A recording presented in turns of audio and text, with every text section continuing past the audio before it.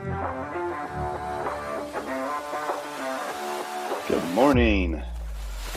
Good morning, gentlemen. How you doing? Good morning, everyone. Yep. Good morning. Morning, Zach Caitlin. is with us. Good morning, Zach, Good morning. and welcome back to the Thank Daily you. Tads. Yeah, thanks for coming back, man. Great to be here. Got Cease in here, and Happy day before Christmas. Yep. Cease, first place. Well done. You did it. You're here. She's on holiday break. She's ready to be with us. She's missed us. She's been in school for so long. She needed to come back. We get it. We're sorry. We're sorry you don't have more days with us. We just have to make the days together count. Good morning, Bukes. Zach, it's been a few weeks since you've been on with us. Give us a 30-second elevator pitch of how your Christmas season's going. Also, a teacher. I will tell you the teaching part of it, great. Always great to be on break. We have 2 weeks down here in Florida, like a full 2 weeks. So it's almost 2.5 of time off, which is well needed. Besides that, it's an awkward year this year for the holidays, which I'm sure I'll get into a little bit more. But the ex-wife is the daughter up in Pennsylvania, and my son and myself are in Florida. So there's the first time that we've kind of had a full separate half and half split. So very interesting. I am glad that you have Max with you. That makes me happy. Yeah. I was actually I was wondering last night and this morning. I was wondering if you may or may not have the kids. One of my other dads who's divorced, I don't think has his kids for Christmas. So good. I'm glad. How old are your kids again, Zach? So Max is about to turn 16 on the 27th, and Eve is 13. So I've got the beautiful teenagers doing amazing things. Yeah. And so did they both live with your wife? No, we do a really nice split. It's 50-50. We do a 5-2 split, which is a little bit more work with the way that we rotate it, but it works out so much better for the time that we have with the kids. Okay. And then, but you said you're in Florida and they're in Pennsylvania, right? Yep. Yeah, we all live in Florida, but all of our family is in Pennsylvania. Gotcha. So your wife and daughter went up there. Yeah. Your ex-wife and daughter went up there, and your son stayed down. And they got snow yesterday morning, which both my son and I are. We missed. We're a little jealous. Gotcha. Was it a choice thing, like for who went where?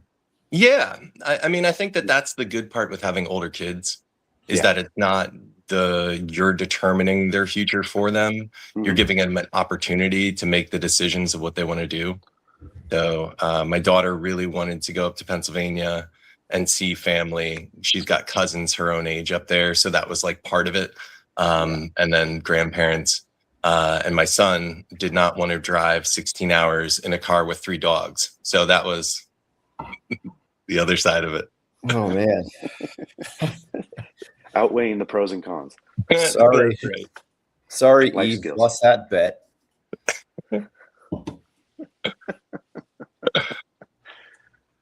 We're flying. I don't miss that drive either. 76 degrees, no snow. We have 0 snow in Colorado. Wow. So I'll take the warmth.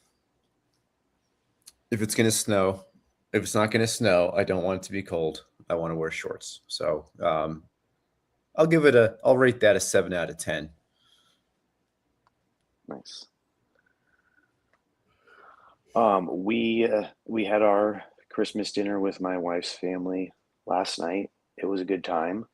It was set to rain, so we were kind of all stuffed in their little living room, but we made the best of it, opened some presents, and then I had to go back to work, putting a crazy Tempur-Pedic bed back together.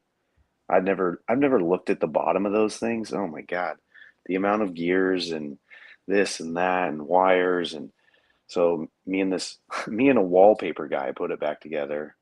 We didn't do a good job because it's not working right now. So I might have to jam over there today to fix it again, which sucks because the lady's not happy that I broke her bed. Is it the base where it's sitting on those very precariously placed spindle legs?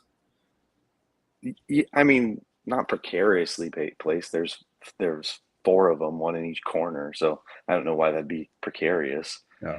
Well, Um, because we have when we first moved into this house, we treated ourselves to a bed that moves, yeah. but I think we used it once. Mm, Like it's the bed where like both sides move up and down. yep. That's one of these. But I can't remember the last time we used that function. And then our Yeah. cat ate one of the wires, so now it's a regular bed, but with really, If only they had a cat I could blame it on. yeah. It's like I look under the bed and none of the legs are straight. Like they're all kind of like shooting down at a different angle from like moving the bed. I'm like, this seems unsafe. But that's a problem for 2026. So Gotcha. I don't care. I don't care. Yep. And I accidentally left my headphones at my in-laws' house. So I'm using my backups and they're not good. They're not as good as the other ones, which is weird because I always thought these ones were better. So it's going to make for some interesting shows over the next couple of weeks till I get them back, or next couple of Yeah. days. No, you're crystal clear. I would say the audio quality is a little bit less, but I don't care. We still see your face. You're good. Awesome. We had a little holiday adult dinner yesterday with two sets of neighbors. One a brand new set of parents, so they got to have a date night without a kid. So that's Nice. so that was good. We're in the new year, and today we're doing our annual trip to church and maybe a hike. Maybe. I always feel weird going to church, but we're doing it. They're welcoming. They're cool people. Just very loud. It's one of those like concert churches where it's like music based, Okay. which like the production level always kind of. I always feel like the production of the whole thing is, I don't know. I just don't feel like it matches with the vibe of what church is. I don't know. Maybe that's old me or maybe it's young me. I'm not sure, but it's just like another way to celebrate Christmas. I think the girls kind of enjoy it. And if they don't, I at least like giving them the experience. That's more of like Kristen grew up going to church for Christmas. So that's something that she wants the girls to do. And we're kind of on the same board with that. And then taco night. Yay. Taco night. Nice.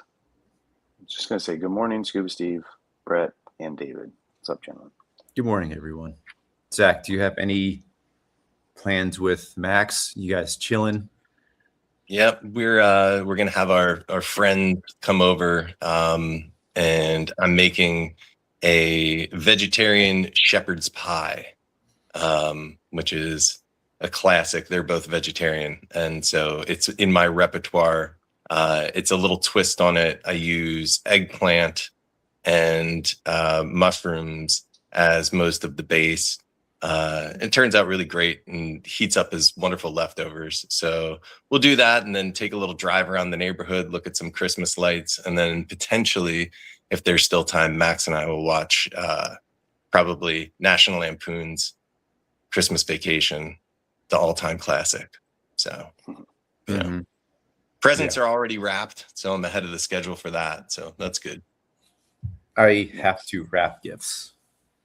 I'm doing that this morning. That's my morning workout today. My gym's closed, so I'm kind of forced to sleep in. Yes, he's 6:30, That's like teacher sleep-in time. So I talk about that up above here in the chat somewhere. She also does tacos for Christmas. Yeah, Mexican taco night. Sorry, Mexican taco Christmas Eve night. Not bad. We watched Die Hard. I don't know if this is a flex or a fail. I finally watched Die Hard all the way through Shells. for the first time ever. I've never seen the whole thing together, and we finally did. And it ties really well in with today's page. And here's why. Today's page is about the concept, and I don't really know anybody who does this. I think this might be a trope. Maybe you guys know, but the idea is that you may, or some parents may decide that buying really awesome things is kind of a replacement for being with your kids. And that might be somebody, who works a lot, or is rarely ever with the kids. They try to think of ways to compensate for that loss of time by buying awesome things. Die Hard ties into this because Die Hard takes place on Christmas Eve in the 1980s.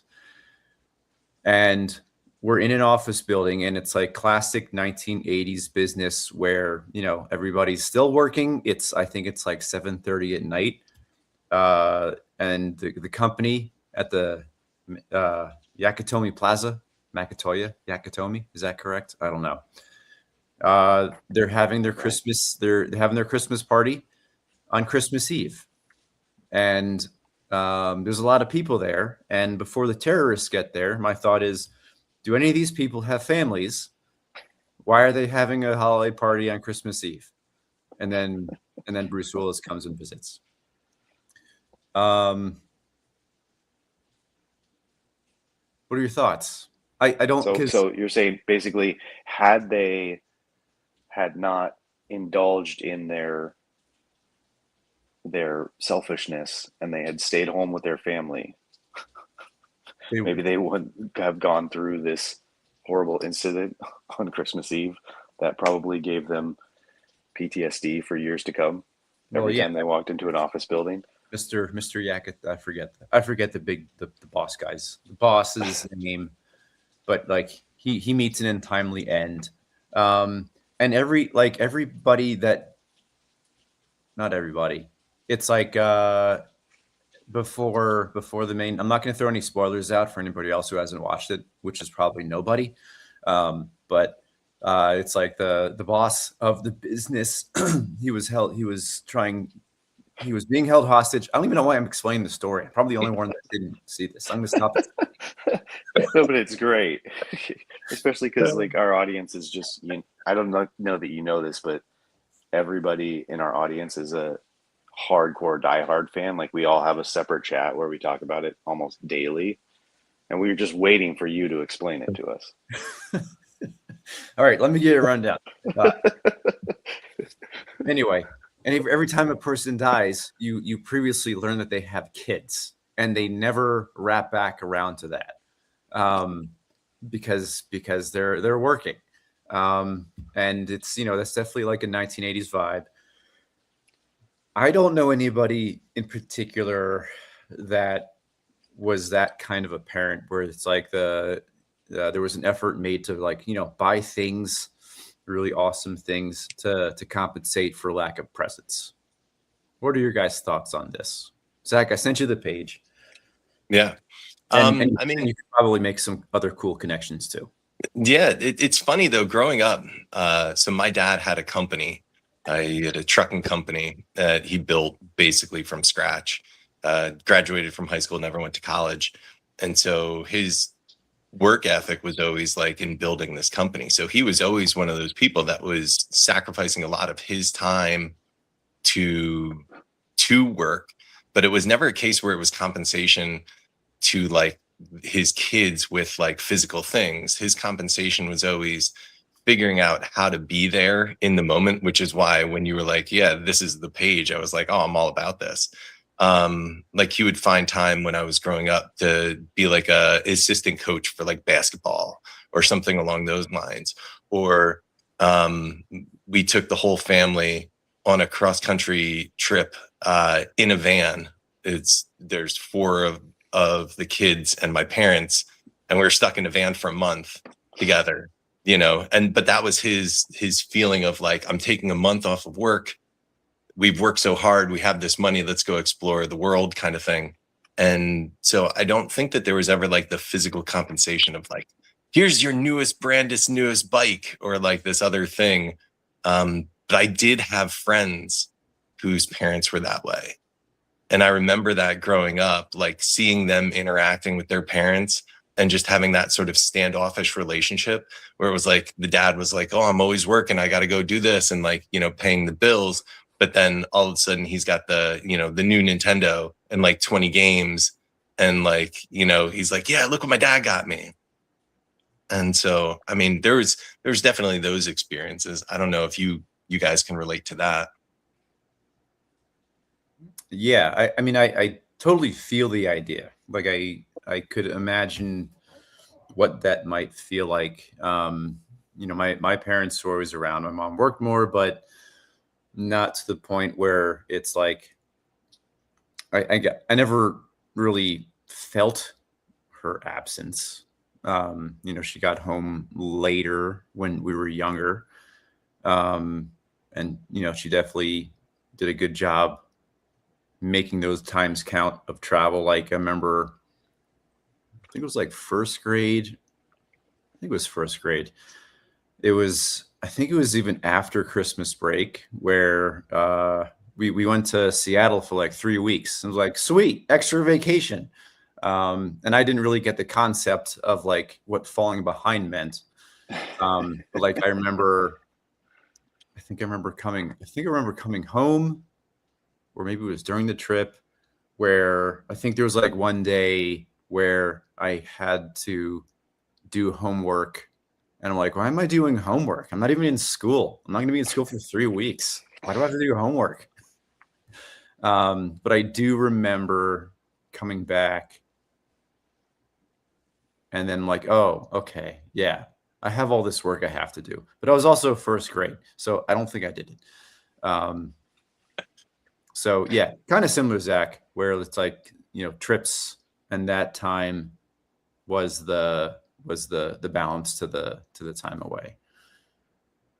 Yeah, I think I feel the same. We had a good amount of stuff, but it was never like I never felt like I had everything.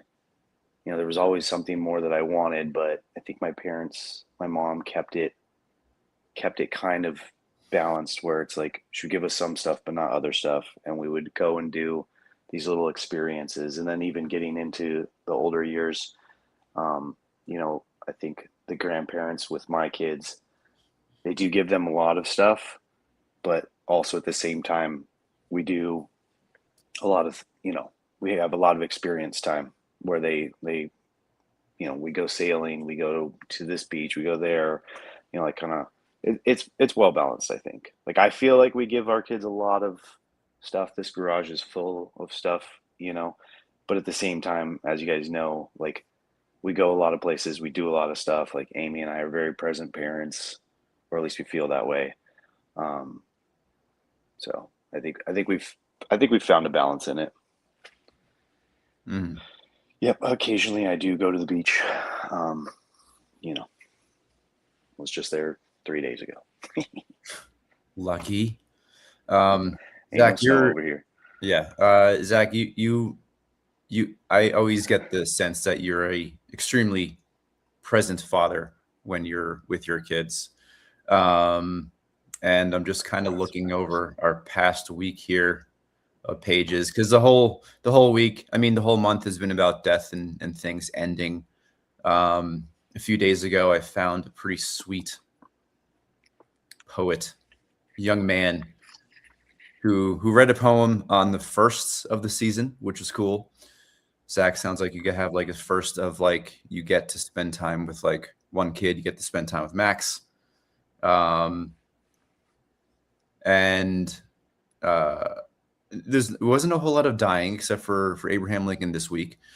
But the main point of the whole week was like the presence, being present with your kids, and the things that sometimes pop up when you're with your kids, Zach, at home. Are there times? What I'm trying to do here with all these words is I'm trying to ask a question based on what we've talked about before this week. What are the times? Because you have two high schoolers now. Are there any times that you find that you are trying to rush through? For example, like a rushed morning.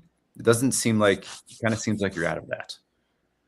I feel like I'm one of those people, like I like routine. I like having something that is sort of, the schedule. So for most of what like our experience is, it's nice being the teacher that also has the same schedule as my kids for the most part. So there's not like a whole lot of surprises. I think when it comes down to like,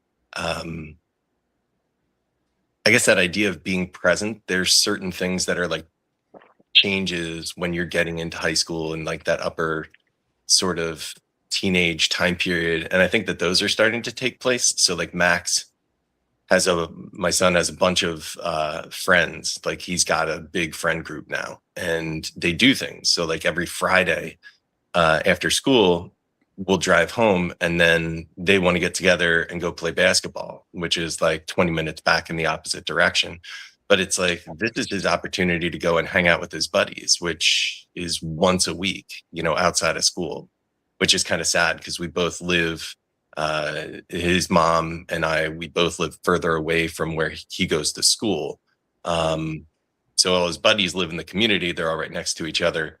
And he's like the odd one out that's a little further away. So it's like when he has that opportunity, it's like, yeah, you make those things work. And kind of the same thing for Eve when she has stuff that's going on with her friends, but these kids don't want to get together that much. So now when Max is like asking me, he's like, Dad, can I go to basketball? I'm like, yeah, let's go. And then this past weekend, one of his buddies invited him over to the grandparents' farm, which, interesting side plot here, just so happens to be the place where they filmed Edward Scissorhands, and the castle in that movie was the backyard of this house that he went to visit. So you're like, can I go too? Yeah, I mean, there's nothing there. I ended up meeting the owner and, and the grandfather, and he's like, yeah, right over there, down in that hollow is where they filmed that. And this was the whole backdrop. And I was like, that's crazy. He's like, yeah, it is. And every year on like the anniversary, he goes, there's a bunch of goth people that come driving up the driveway and start walking through the backyard. And I was like, anyway, side topic, but like, the best part was I'm going to pick him up and I'm saying hello to the grandfather. And he goes, do you see this? And I was like, yeah, there's 6 boys down in a field playing football with their shirts off, and like in today's day and age, it just doesn't seem like it's that common to have these kids going out and running around. Everything's online. Everybody's just hanging out online. So yeah, those are those time periods where it's like, yeah, make the exceptions to make sure that you're there to be able to provide that opportunity. Because those are the pivotal parts of like high school, hanging out with your buddies, doing fun things. Yeah. It's kind of like a little bit of a counter to what you were saying before of like enjoying the routine of like having the same schedule as them. But like, you always have to be adaptable enough that when they want to throw you a curveball, like, hey Dad, I want to go to the farm with some buddies. You're like, yep, let's do that. Yep. 100%. Like, I'm in the middle of cooking some shepherd's pie right now, but let's go do that. Yeah, it's good. It's good though. I mean, I think that's where, to finish that off, that is that you have to have both sides of yourself. You have to be the person that's capable of making the scheduling and then holding everybody accountable for it, but then also the one that's flexible enough to make the decision that, this is more important, right? I'm reprioritizing as time goes through. It's like the same thing. If you have something in mind that you're planning on cooking at night, but then all of a sudden it's just like somebody's like, can we go out for, dinner and ice cream? And you're like, you know what? Yeah, Yeah, we can. Like it's Yeah. more worth it to spend that time where you're doing that and having those conversations over a meal than it is to make the thing that you were planning on making. Yeah, totally agree with that. Back to the boys playing football. I was driving. I had to take a drive down to Denver, like I said before, yesterday, and I drove past. Was it a farm? I think it was a farm. Yeah. Yeah. Four boys. I don't know what they were doing, but they were just like in a dirt mound field, just dirt.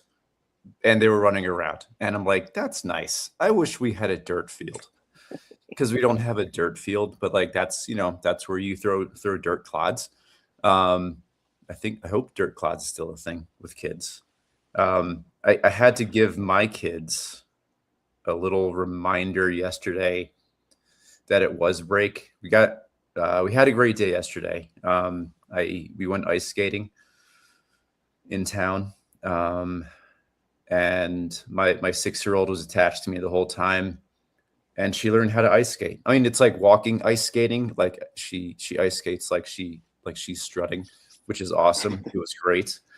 And we only had like maybe an hour and a half, and there came a point where like they were all thirsty and they're asking me to go back to the car to get water, or else they were gonna stop. And like I had to like drop the hammer a little bit. I was like, girls, this is Christmas break. It's not gonna last very long. It's gonna pass by really fast. So we're gonna stay here. You'll live, and you get water. I have a whole gallon in the truck, so we're gonna stay here. And the reason why I said that was, Zach, I was gonna ask you, because you brought up like the changing schedules based on wants and energy.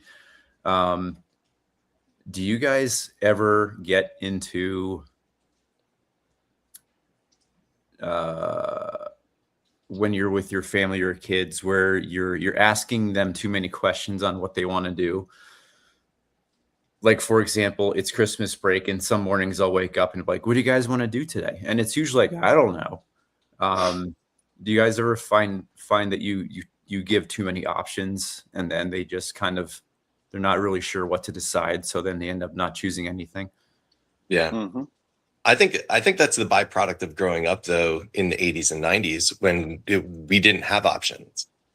The options were go outside, or if you come inside, you're going to do chores.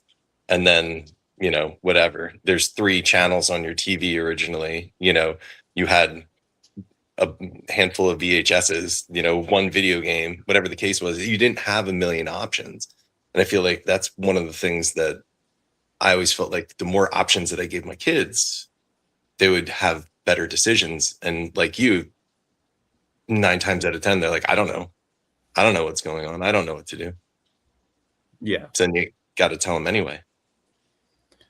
Yeah. And one of the reasons why I asked was like, this is one of those times where it's like, yeah, schedule probably helps having a flexible schedule.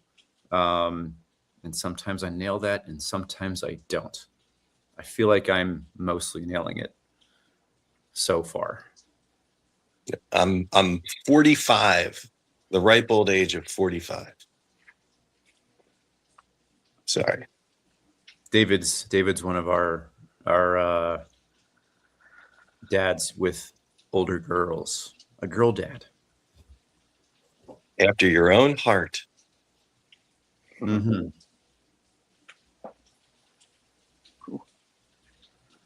Yeah, it's going to be fun trying to ask my kids what they want to do for the next couple of days. We're not going anywhere. It's pouring rain outside. I'm going to get little man. We're going to go splash in some puddles today. That's for sure. I love hitting the jacuzzi in the rain, so I would love to do that. But the outside seems like it's off limits for the next couple of days. Mm-hmm. To us. What do people do during the rain? In California. Yeah, in California we freak out. Like I was driving home last night, and all of a sudden, out of nowhere, the freeway just like shuts down, and we're crawling. And then I realized, yep, there's an accident. It's like, and it was just sprinkling. Like it was sprinkling. It was traffic. It was, you know, it was what it was. But man, it was a pretty bad accident. 4 or 5 people spun around, and it was like like literally just happened because we were there before the emergency responders. Mhm. So yeah, it was pretty crazy. All right, I'm off finishing cleaning and wrapping presents. Okay, make sure you triple wrap Soggy's gift so that he just has to open and open and open. It's always a good time. Boxes in boxes in boxes is great as well, with like nothing in it, even better. You know, that guy's been a bad boy this year, so yeah. You guys do any of that? You guys do any of that fun stuff? You guys mess around? Like one year I just like was like, I'm gonna get my sister gifts, which was like not normal, right? Because I always had a contentious relationship with my sister. So I literally wrapped up a bag of charcoal, and then a jar of pickles because she hated pickles that year. So it was just like, you got sometimes you gotta troll your younger siblings or older siblings.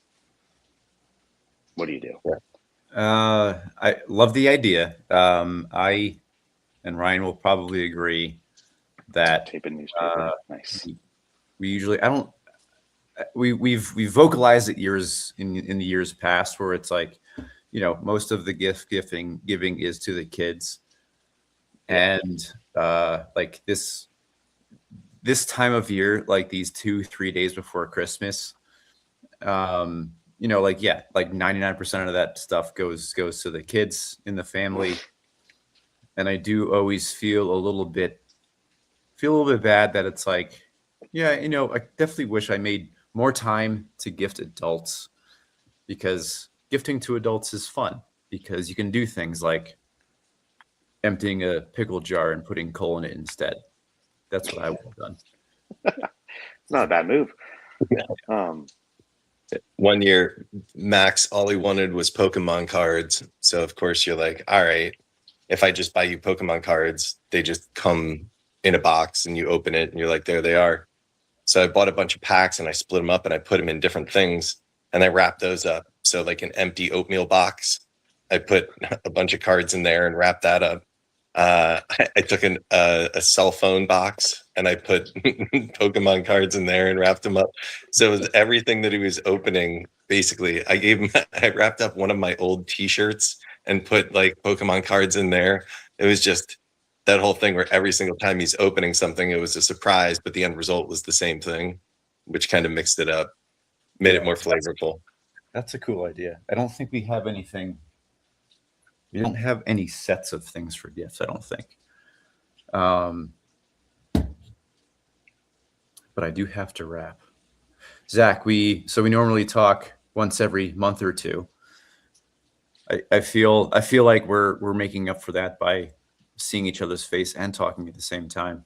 I have to go in a few minutes here, but I have time because I'm on break.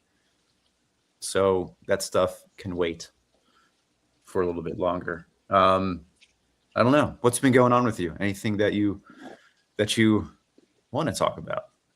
Dad or otherwise? I think one of the things, just go into like teaching, the side of, where you and I both share this passion for art and teaching. One of the things that I was reflecting on at the end of this year was that I have a lot of these past students, again, as being a high school teacher, that have graduated and they're out in college, and some of them are getting ready to graduate from college. And my first couple of years, I was very standoffish with the idea of keeping communication with my students after they graduated. And I kind of feel bad about that for some of the ones that I know that graduated that had some real talent, where I could kind of reinforce them still being a teacher as they continued on. And so over the past couple of years after they graduate, I give them my Instagram so that they can follow me if they want to, and then communicate if they want to. And so I do daily drawing prompts every day for my students. And right before going on break, I sent out to all of my students that I have contact info, a drawing prompt for them. I said, Merry Christmas, here's your drawing prompt.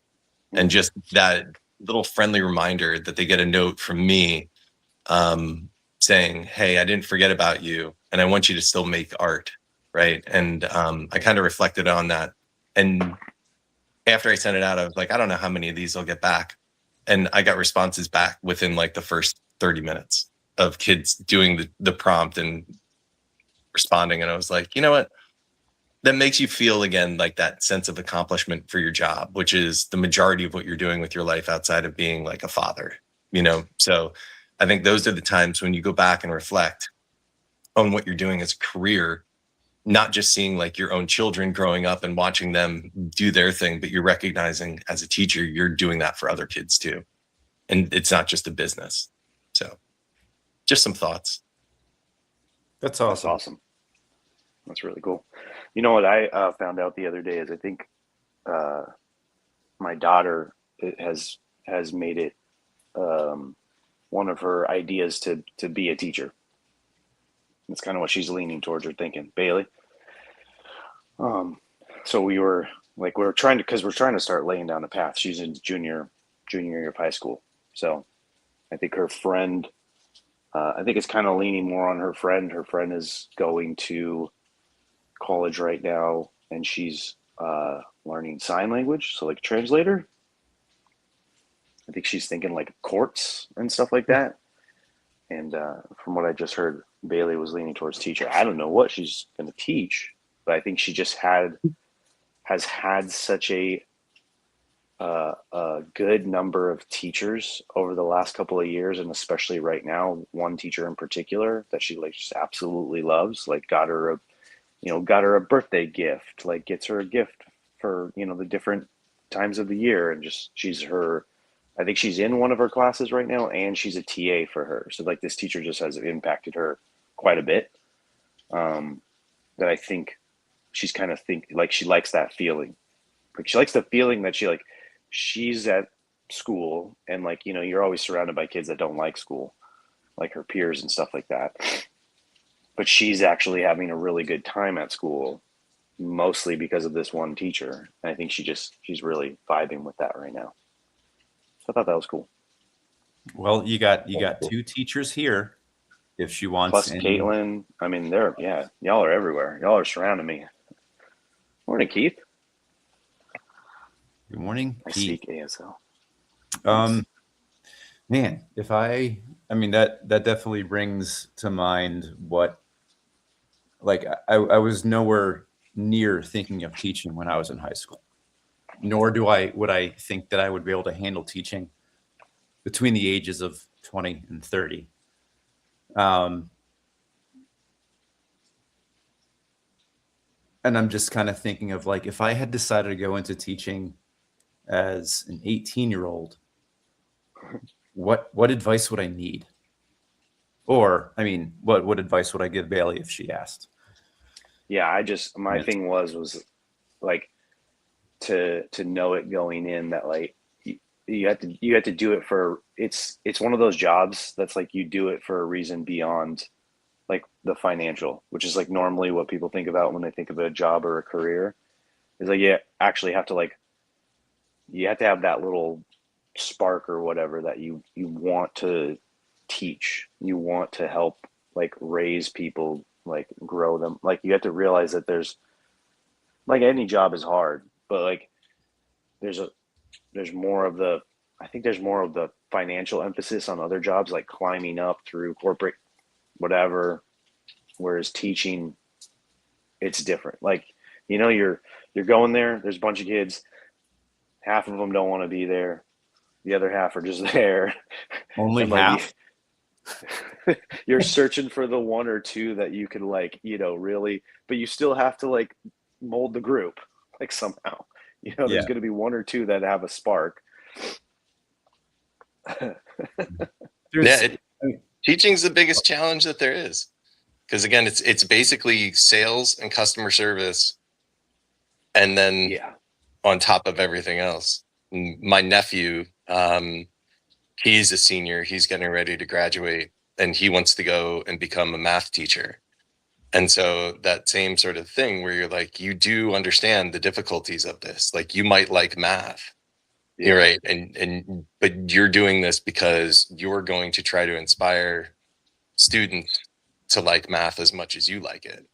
And you're going to be, hitting your head against the wall 9 times out of 10, because tell a student that they're going to learn algebra, you're going to lose a class really fast.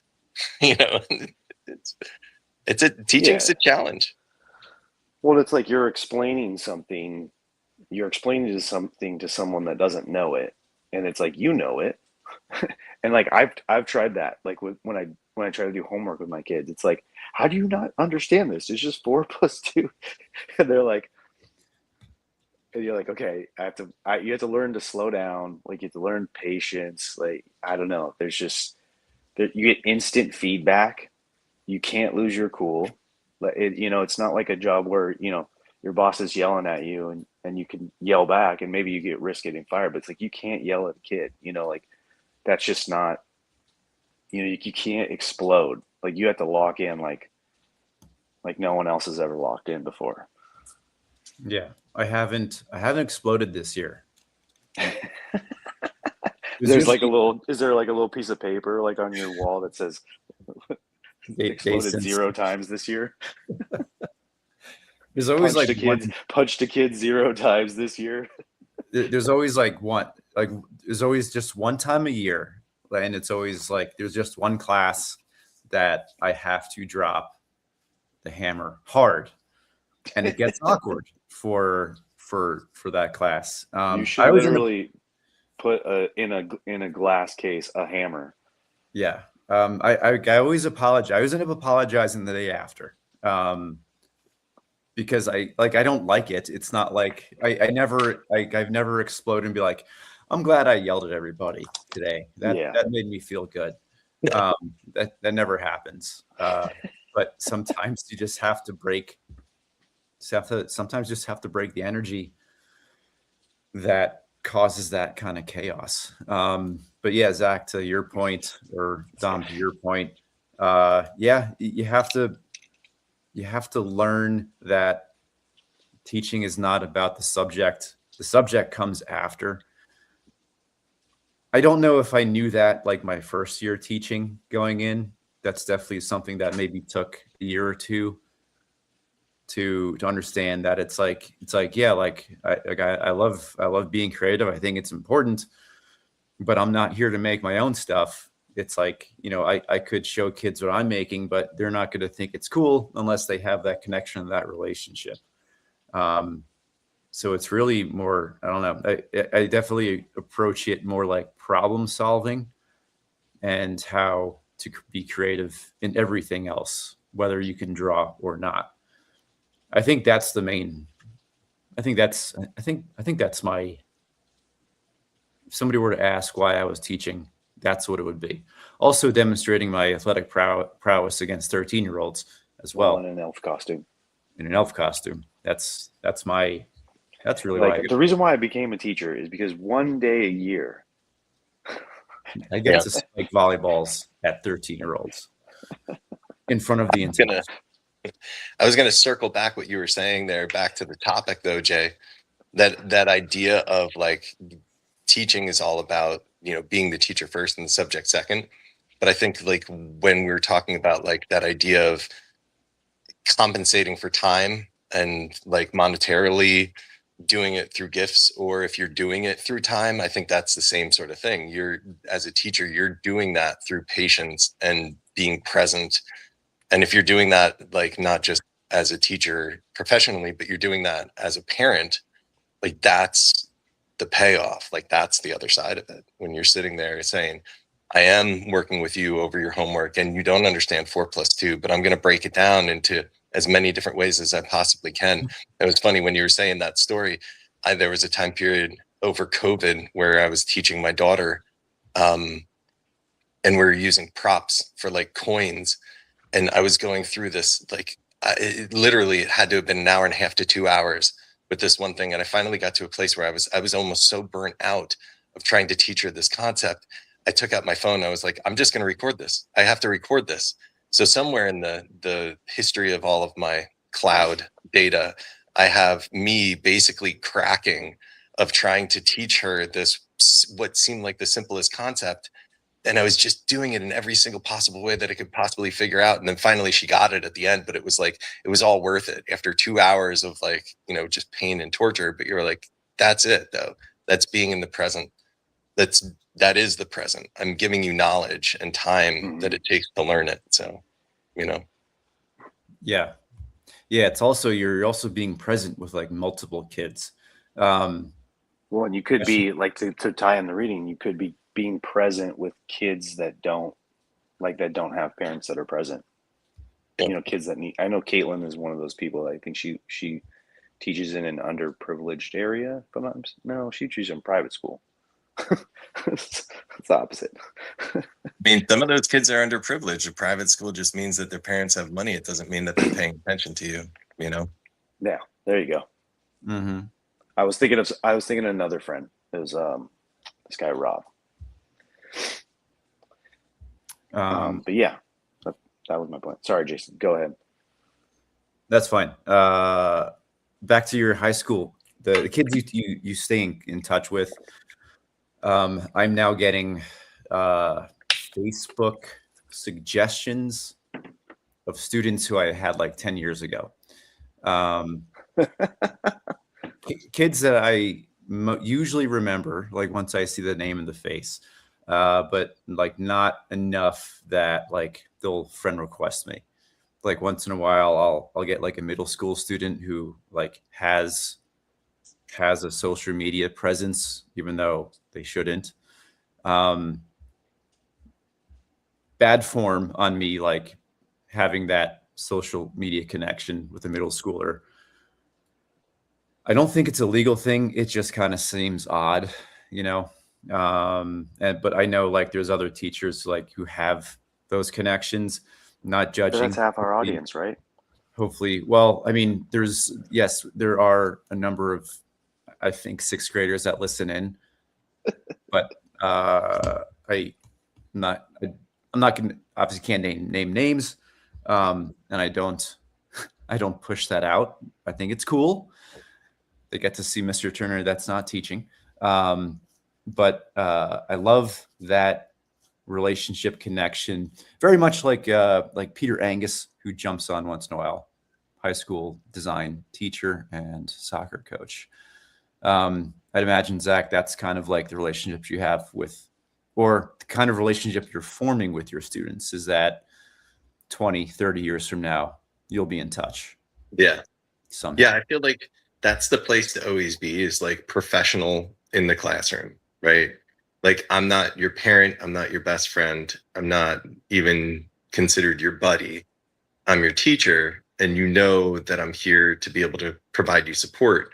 And then if that support gets to that place where after you graduate, I can still support you in some way, then, be in touch. But it's not like I'm not relying on their friendship for anything. I know that in some cases I've seen teachers that do it the opposite way, where they're reliant on the students to provide them the satisfaction of like being a teacher. And I feel like that is the quickest way to kind of burn out, because every single year you're going through this continuous process of relationship building. And then you're building they're very awkward relationships that I think oftentimes when they might not get you in trouble, but they're unprofessional. And I feel like the professional side of it is definitely trying to be more of the mentor and the supporter. And I think that that's what I'm building.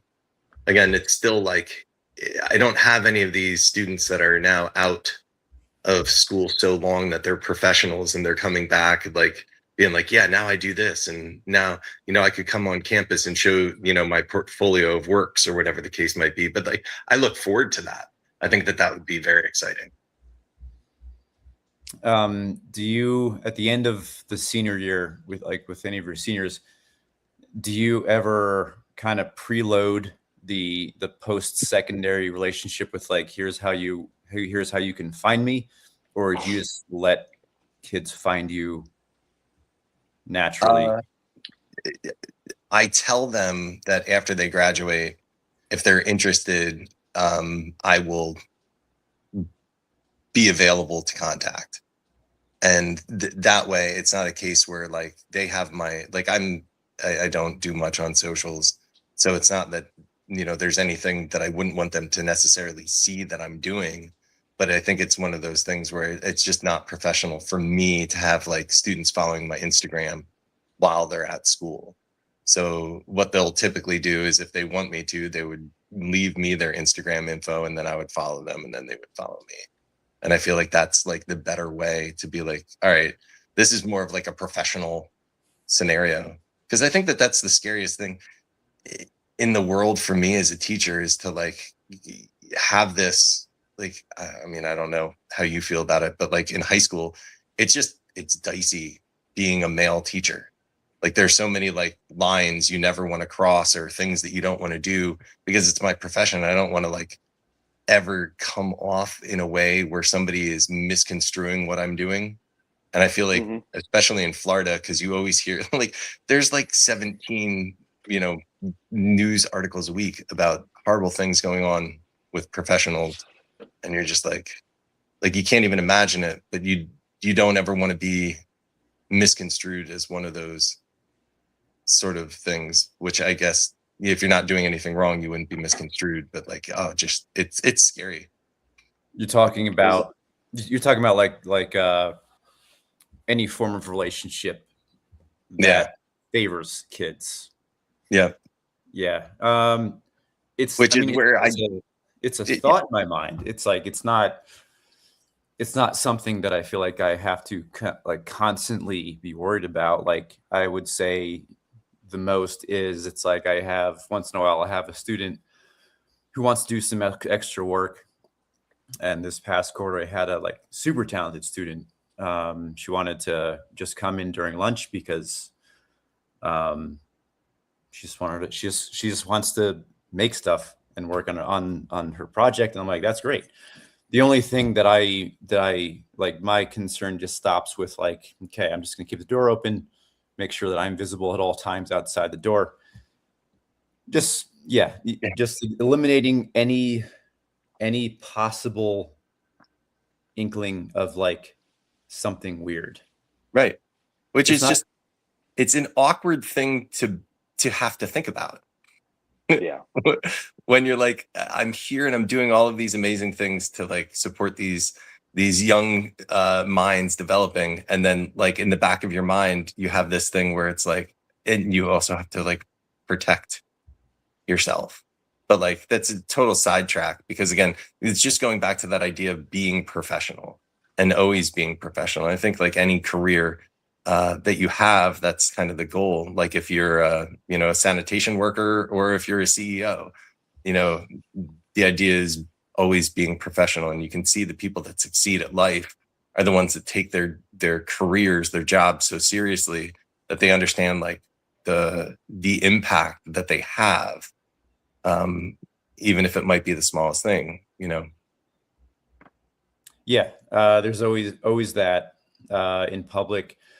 Yesterday, being in town, ice skating, and then had to make a few stops, saw oodles of students. Once in a while, there pops up where it's like walking, and like a female student will walk by, and I'll only say hi if like we make eye contact or they say hi first. And sometimes it's like I was like, hey, so and so. And then like the parents look at me as like, who's this old guy? So it's like me saying hi and then immediately followed by, hey, I'm the art teacher, not just some random dude. So I would say that those are the moments where I'm most